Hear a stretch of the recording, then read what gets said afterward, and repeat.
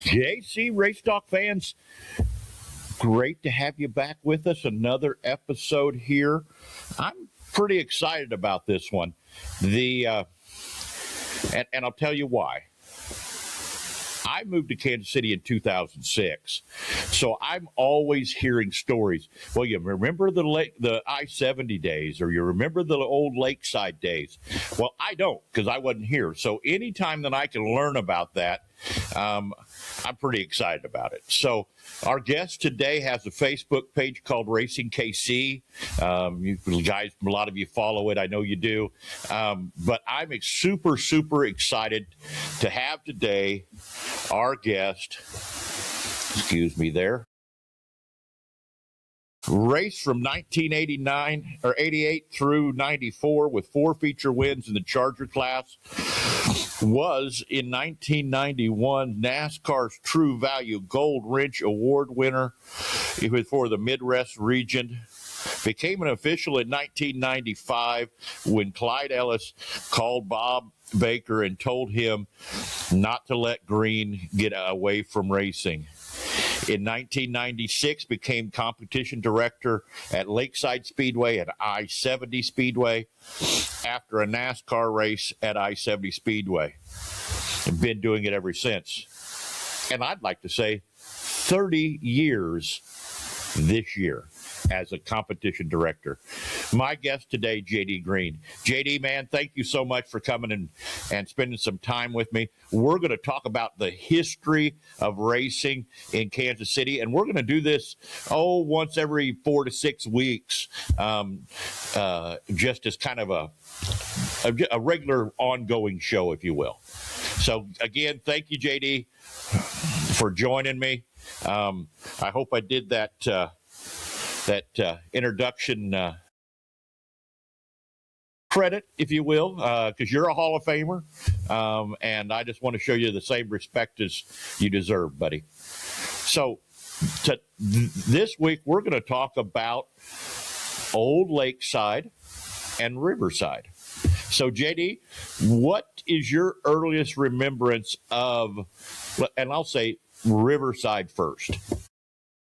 I'm glad you said Riverside first because we lived over by the Avondale area and we made Riverside almost every Saturday night. We made Lakeside probably 3/4 of the time. And I say we, it was me and my dad. My uncle raced in southern Missouri. That's where I got the bug at 6 years old, sitting behind the steering wheel of his race car. And like all little kids, it's like you dream one day of being a racer. Um, and I got to tell this story real quick.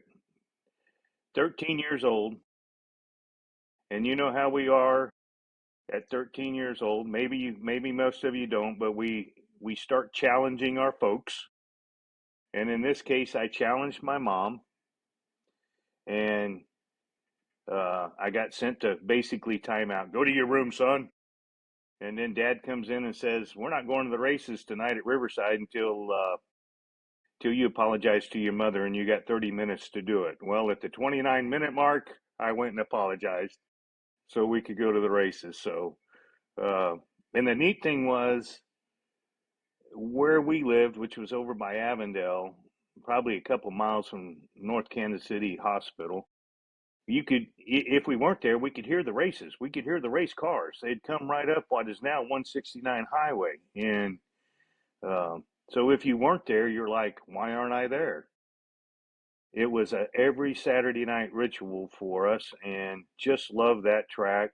But I loved Lakeside too. We'd go to Lakeside, and that was kind of like a special because I loved the half miles.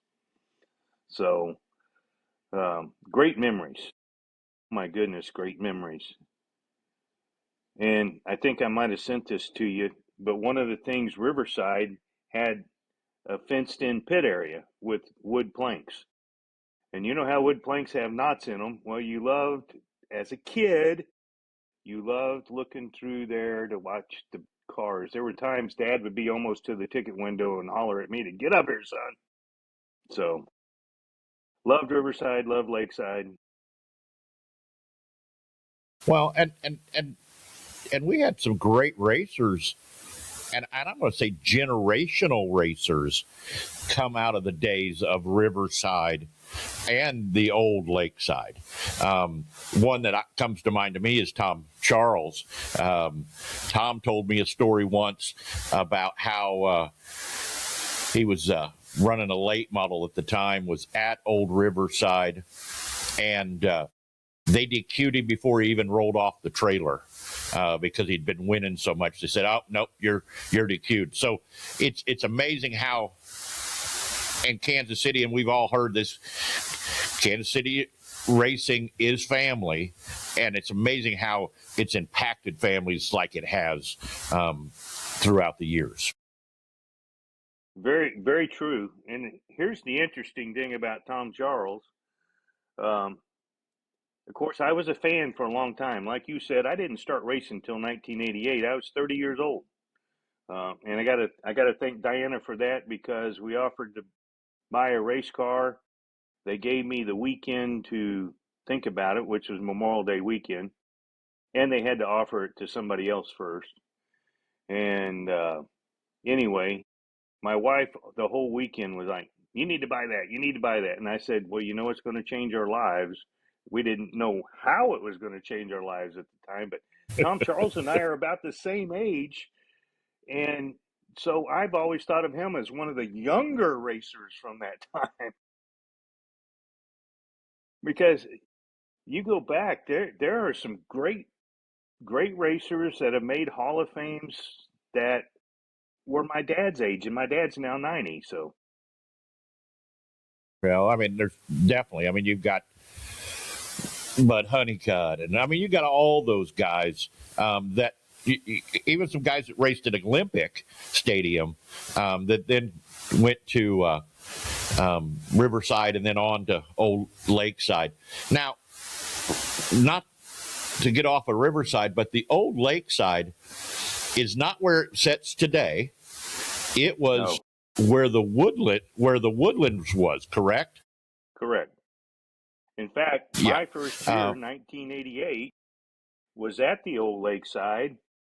And of course, being a rookie, really not knowing everything, kind of like you moving in here in 2006, not knowing everything, and everybody in the pit starts talking about, "Yep, this track's going to the dogs, going to the dogs." And I'm like, "What the heck are you guys talking about?"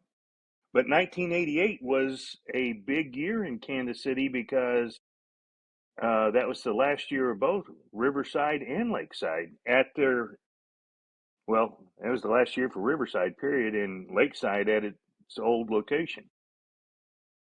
Gotcha. The what there was some greats at the old Lakeside, like Gene Claxton, still racing today. I never seen that place, never heard. Tell me a little bit about the old Lakeside. Did it have the heel feature? Did it have what was the grandstands? I mean, was it comparable to the iconic Lakeside that is now off of Wilcott in KCK? Well, yes. In fact, if you grew up around the old Lakeside, the new Lakeside, as we call it, or used to call it, you're right. That's the iconic Lakeside now, but that's where the hillside spots came from. They had basically two levels of hill spots at the old Lakeside, and it really was at that time first come first serve. So if you wanted to get that lower level, you better get your spot, get there early. But then the grandstands were beautiful too.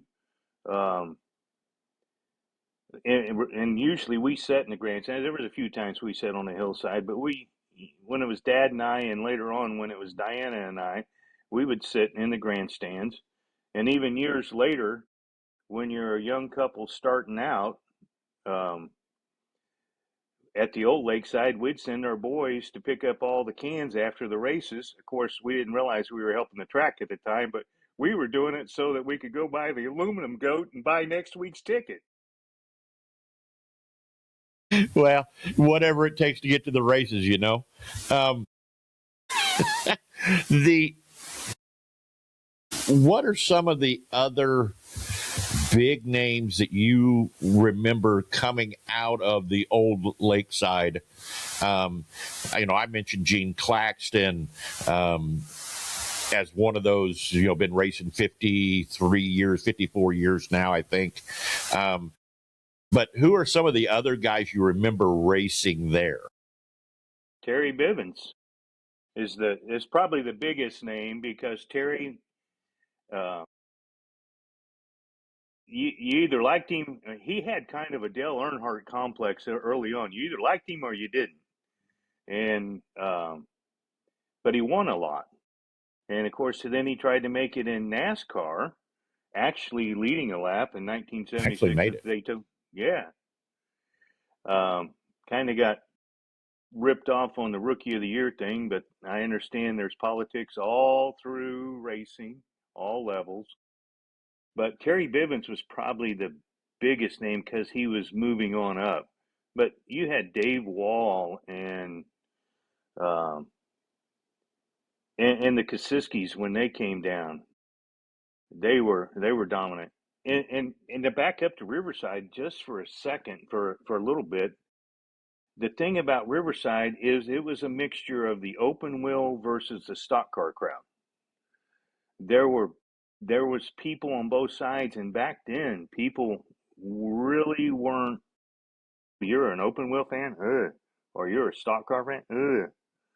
So Riverside was a great mixture of that because they had both the super modifieds and and the stock cars, for lack of a better term, before we started dividing it up into the way we divided up racing over the years. So Yeah. Well, and I don't think a lot of people. I mean, in that time period, the super modified was the open wheel class. I remember my grandfather running that class at Godfrey Speedway and Tri-City Speedway over in the St. Louis area. So I remember those days. And you're right. I bet it was very interesting seeing those two. And I think it's a little like this today. There are definitely sprint car fans and open wheel fans, and then there are definitely late model fans, and then there's the fan that, hey, I don't care what it is, I just want to see it race. The what? Not to change the subject, but what do you think? Being a race director for 30 years now, your 30th year, what do you think the biggest change in racing has been?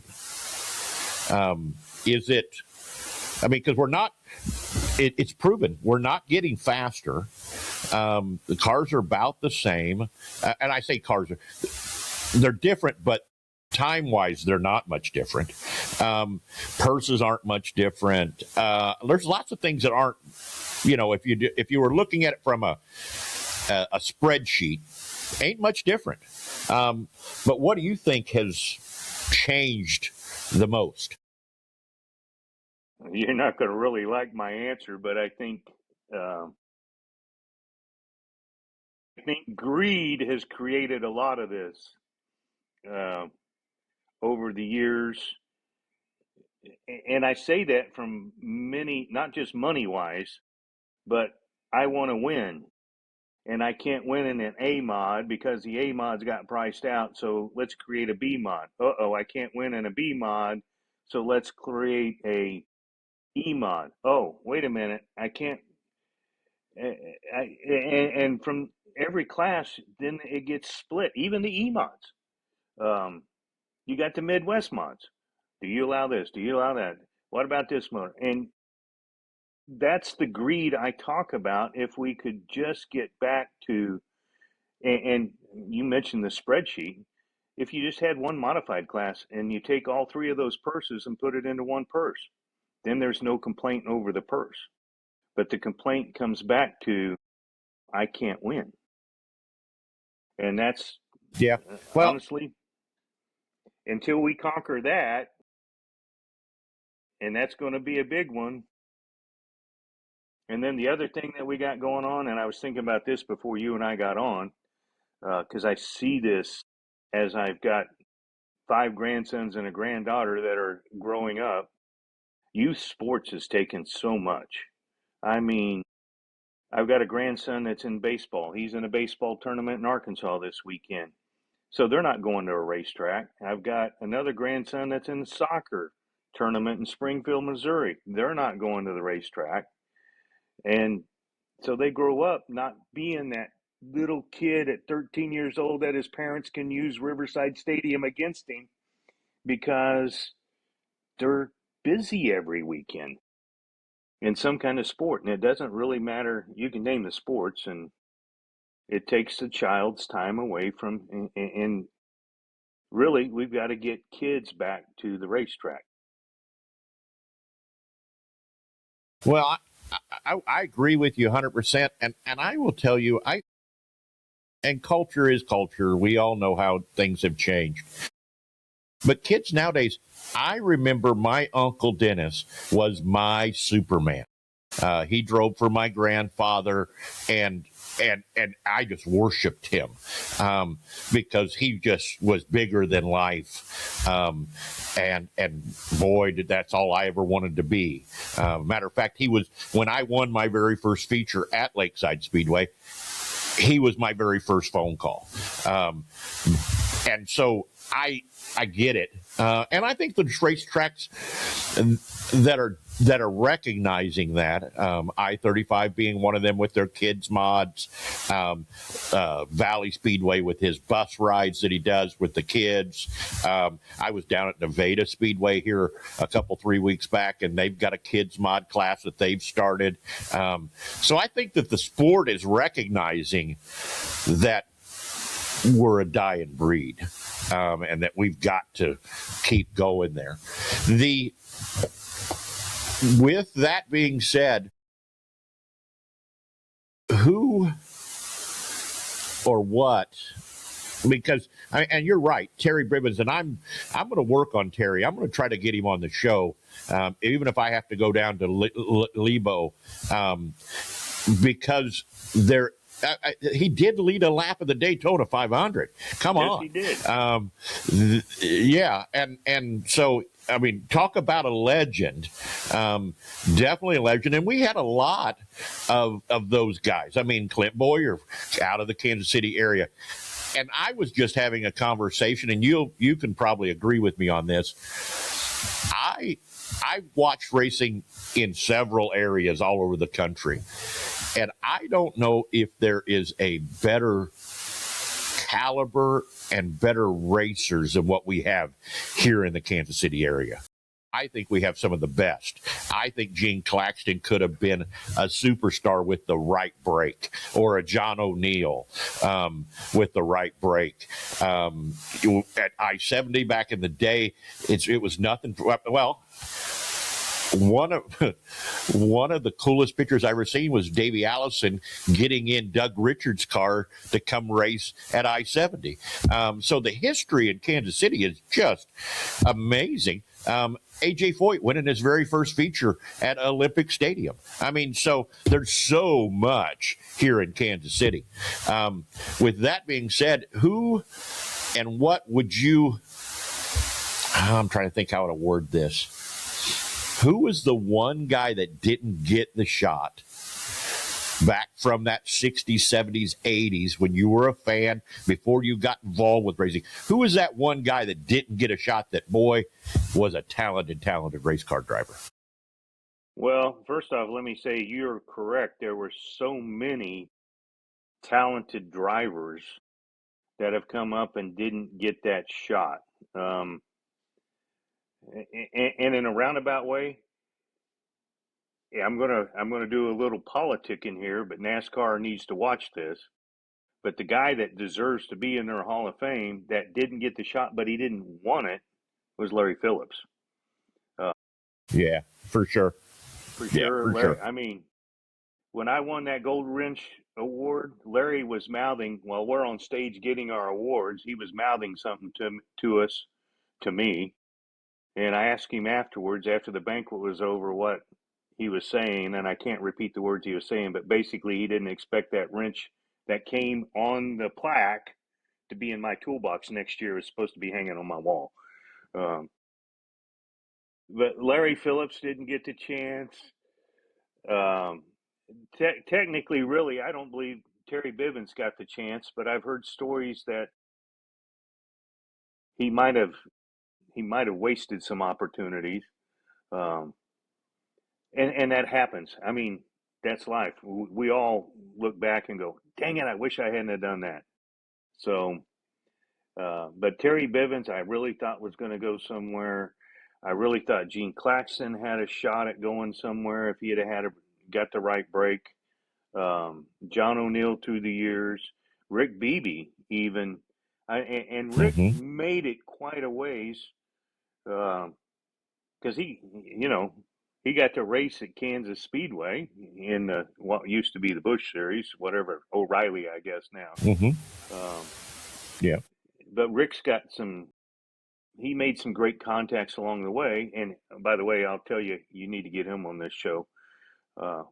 But you better account Absolutely. for 2 or 3 or 4 hours because he will talk. Yeah. But anyway, Well, there was a Rick.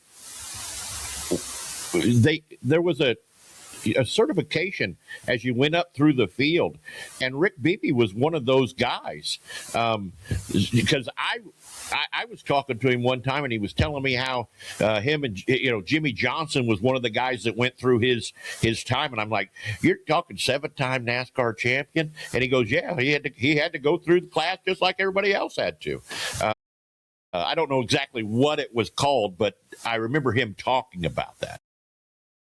that was the good old days of the ASA, and Jimmy That was Johnson what and it was. Kyle Busch both had to go through that. And you're talking some of the best at the top. Um, and we all look at NASCAR as the premier division, I guess. Everybody wants to make it up there. But some people along the way say, hey, I enjoy where I am at. I enjoy winning where I'm at. And Larry Phillips being one of those. But here's another person I would love to see you interview sometimes if you could get him on the show is James Ince, because James Ince was Larry Phillips' crew chief for a while, and then he made it all the way to my very first Daytona 500. Diana and I, thank you, Terry and Vicky Watland, for inviting us.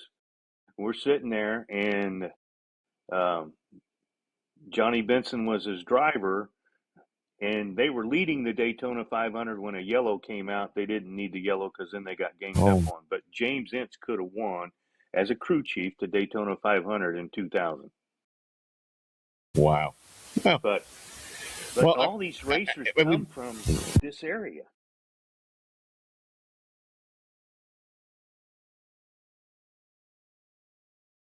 yeah, though it's crazy the the amount that has come through this area. Um, just it's just astonishing, actually. Which leads us to some of the best racing I've ever seen. Um, and I will tell you, in '06, when I moved here, I met Doug and Jake Richards was the first people I met. I didn't know anything about the area. It was my second year of racing. I had said, well, hey, I seen a race car outside their shop. And I stopped and I said, is there a race car track around here? And Doug goes, there's one of the best half-mile racetracks in the country. And I went, no, come on now. I've been to Eldora. I've been to Knoxville. Surely not. And boy, was I wrong. And the racing was just over the top. Seen some, I can't imagine what it was like in the I-70 days when it was asphalt, with some of those 50, 60, or 50 to 150 lap races that went on there. And then the people that come out of there, Jamie McMurray, another one that came out, that raced there a lot at I-70. So just the history is over the top. With that being said, one of the things that, and fans, if you're not following Racing KC on Facebook, which is JD's Facebook page, some of the articles that you put up, especially when you're inducting somebody in your Hall of Fame, I have learned a ton. What did you feel like you needed to do that to keep history alive and bring the younger generation into that history to where they can appreciate it being on social media? That's a big part of it. First off, I've always loved history.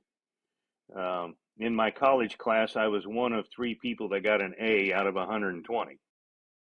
So I've always loved history, but I feel like there are times that we don't keep up with the history even locally. Bob Libby did a great job. I inherited 2 things when Bob Libby passed away. One was his record keeping, which he kept records for many, many years and even researched it. Most of the stuff around the Kansas City area, if you look on Wikipedia, it's good through 2013, 2014 because Bob kept it up. But I feel like we keep these stats, but then they just disappear. And when you look back, you want to look back and see that. And perfectly honest, I was a little perturbed because of the Central Auto Racing Boosters Hall of Fame. I felt like, and I've been inducted, and I appreciate that. I remember getting it started. I remember the meetings we had at our house back when we lived in the Gladstone area. But I was driving through Riverside and I saw E.H. Young. And I thought, Ed Young was the owner of Riverside Stadium. He was really the owner of a lot of Riverside, Red X, and one the first mayor or first, And I thought, you know what? We need to honor people like that. And and to be honest with you, the owners of the tracks sometimes get taken for granted, but they're giving us a place to race.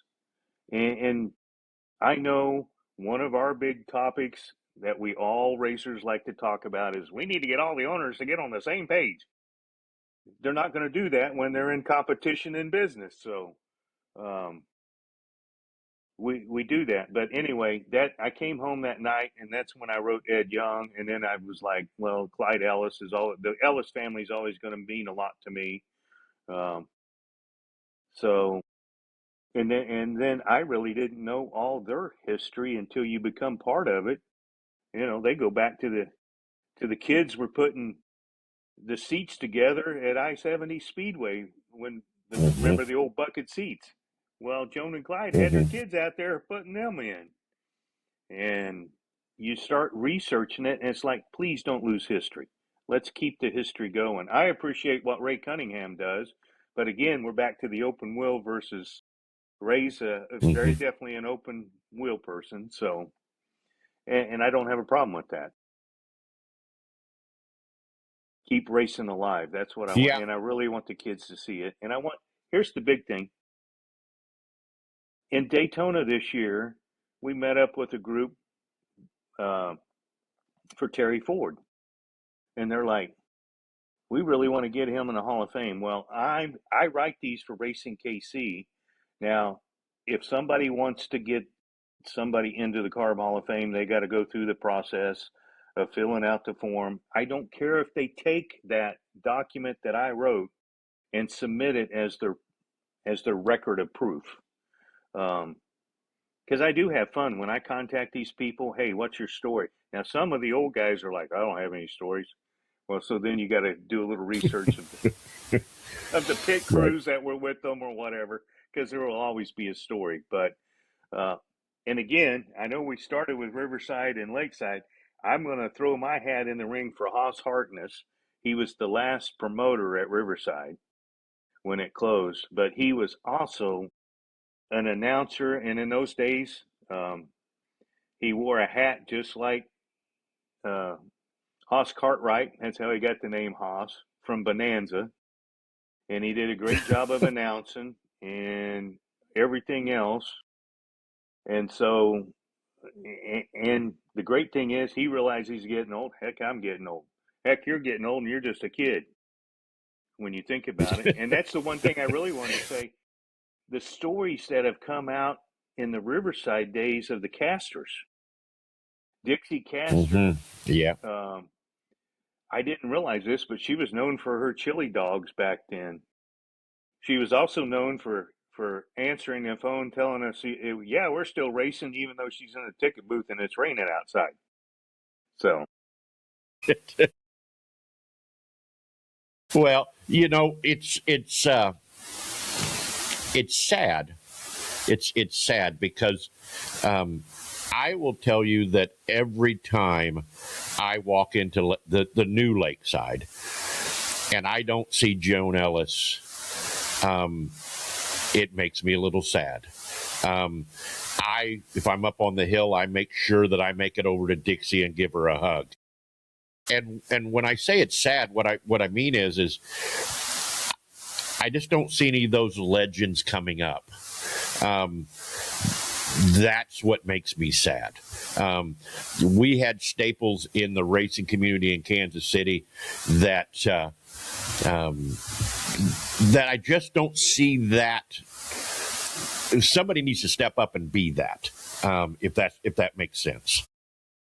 no, that makes perfect sense. And what's your And I agree with you. Yeah, it's like I said, I mean, everybody knows who's sitting in section D at 3 rows down.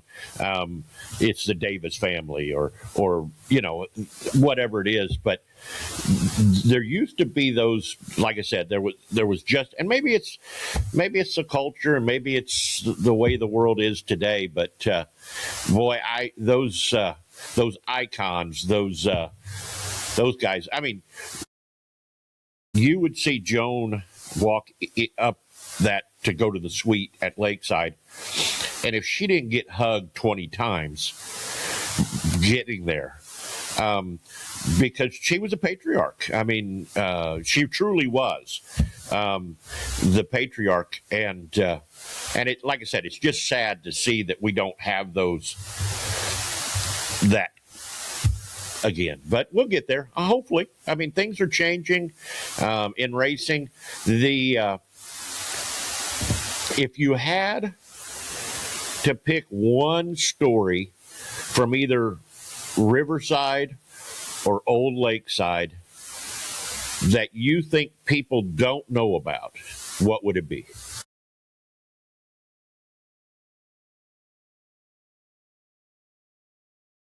Riverside, here's my one story. This is me as a kid. We were not a big drinking family, but the one thing I will remember of Riverside forever is the sound of a beer can hitting the, I can't think of the word now, but anyway, underneath, people would drop their beer cans. They'd slide down and go, shh, boom, and they'd all be caught in the same area. I will never forget that sound. And the other thing is, if you didn't sit about 10 or 12 rows up, you always got mud on you, no matter whether you were on the straightaway or in the turn. Uh, the mud would come flying during hot laps. Lakeside, well, the one story I will tell you is, um, and it has nothing to do with the racing, it has to do with the racers. But in the 1987 season, we sat behind Julia Deckman all year long, kind of got to know her. Because, see, Billy and I went to school together. Billy was 2 years older. Mm-hmm. I rode to school with him twice. If my parents would have known that, I'd have probably been grounded forever. His back seat was a milk crate. Uh, and it was a nice Mustang, and it went fast. But anyway, we sat behind Julia Deckman that whole year, and by the end of the season, here comes a baby, and that's Jacoby Deckman. And that's when you start realizing racing is family. Of course, the next year, once what I crossed the fence, I bought the race car, I started racing. Um, July 2nd was supposed to be our first race, and it got rained out. So July 3rd, we go to Riverside. I draw the pole for the heat race, the sixth heat race, and I go into the turn, very first race, go into the turn at Riverside in turn one, and the steering wheel was hitting my belly. So I went from first to last on the first turn, and then I thought, boy, I'm embarrassing myself. And then I got the hang of it. It's, wait a minute, you've seen these people do this for years. Turn left, turn right, turn left, turn right, go through the turn, step on the gas. So they never lapped me, and I considered that a victory. That was my first race at Riverside. And then the following weeks, I was at Lakeside every Friday night. And I'll never forget finishing fourth in the B feature to make the A feature. That was a victory for somebody that was starting. So those are Yeah, those are it's my fun. personal good stories. It's funny how um, it is that simple. I remember my very first race was at Highland, Illinois, at the fairgrounds, and I started tailback in the heat race in an A mod. Um, didn't get lapped, so I thought, you know what, I'm doing okay. So I started on the pole of the B, and I was facing the wrong way at the flag stand by the time that one started. Um, and and I'm like, oh wow, what did I really get myself into? But then I remember at Granite City at Tri City City Speedway, running the B, finishing. I think they were transferring 3, and I finished 3rd. And I remember some of the guys that my grandfather knew. Coming over and congratulating me for making the A, which was a huge deal. Um, you know, I'll say this. In Kansas City, I've had some really cool moments. Terry Watland was my flagman when I won my very first feature at Lakeside Speedway, which I thought was really cool. Um, Mike Tanner was the first one to shake my hand when we got to Tech, which now that Mike's gone, really cool. Um, and for some reason, and maybe I'm looking at it wrong, and maybe it's not true, but I take those moments and put them into a database of just unbelievable moments. And I don't know if the younger crowd does that.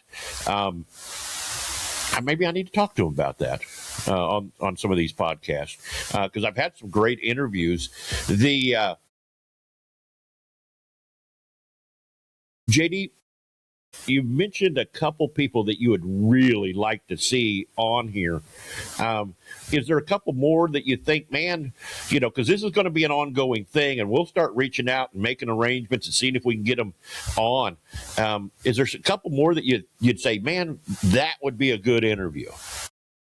Well, yeah, John O'Neill would be a great interview. Yeah, John would be a great one. But I want to mention a couple of people that also I thought could have made it to NASCAR during the asphalt years, let's put it that way. Aaron Daniels would be one, and Jeff Clem would be another Mm-hmm. one. And congratulations, Jeff Clem just got into the Carb Hall of Fame. I was happy to see that. So, because because Diana and I, back when we were racing, claimed one of Jeff Clem's uh, motors, and that's a story for another day. But it's got a hilarious ending to it. But I will tell you, when I got it home and took it apart, he was racing with a lot less motor than I was.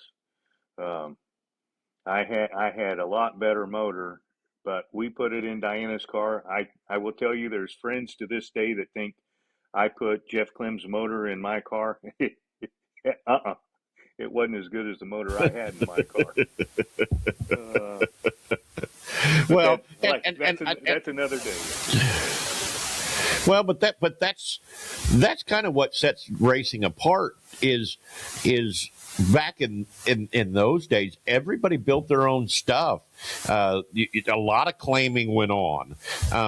So it was not uncommon to pull a motor apart and find that somebody had welded the main rods in so that, it just happened. I've seen it as a kid, because that happened a lot. And so it's funny to talk about those days and see the evolution. And man, I tell you, JD, we've been on it about 40 minutes now. We're going to get off here, but I'm excited for our next episode when we start talking about Lakeside Speedway from the 90s to 2015, 2016, when you left. That'll be a great conversation. Your new journey at I-35 will be another great conversation. There's just a lot of really cool stuff that's going on. And I will tell you, thank you from my side, because I have learned so much, as we said in the very beginning, about Kansas City racing. And I will tell you, as a retired racer, I take some pride that I was a racer in Kansas City, that I won some championships and some races, and because that's a pretty elite group. It's a very elite group. I was just thinking, and I'll just throw this name out there because I know he's working at Talladega this weekend, but we have a NASCAR official that lives here in Overland Park, and Jeremiah Thalheimer, that came to us at Lakeside in 2014, worked at Lakeside 2014-15, and he is now a NASCAR official for Cup and O'Reilly. And so now I will tell you, you'll have to work a lot if you ever interview him, because he is your straight-laced NASCAR official, but you want an insider to all the stuff they go through and all the stuff they tech, he would be a great interview somewhere down the road. So, but that's the neat thing about Kansas City racing. We've had numerous people come through, and we have a great history. Well, it's not just racers; it's the Kraft family, and making sprint car hoods. It's the Weld family, and Weld Wills. Yes, Kansas City by far is a hub of some of the best racing, along with just all the parts, everything that has evolved in Kansas City is pretty amazing. It is. JD,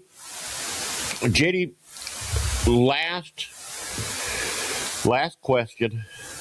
Would you rather go to a race or watch the grandkids play baseball? Well, if the truth is, at 68 years old, I'm going to tell you, I'd rather go watch the kids play baseball. I know I'm at the end of this thing.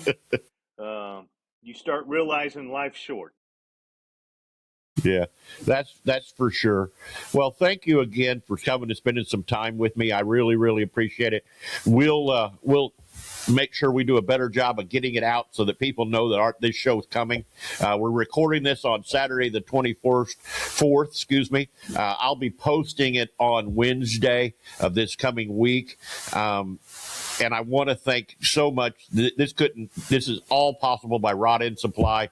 Brought to you by Rod End Supply. I want to thank them so much for coming on as our sponsor. Guys, we'll see you at the racetrack. See you then.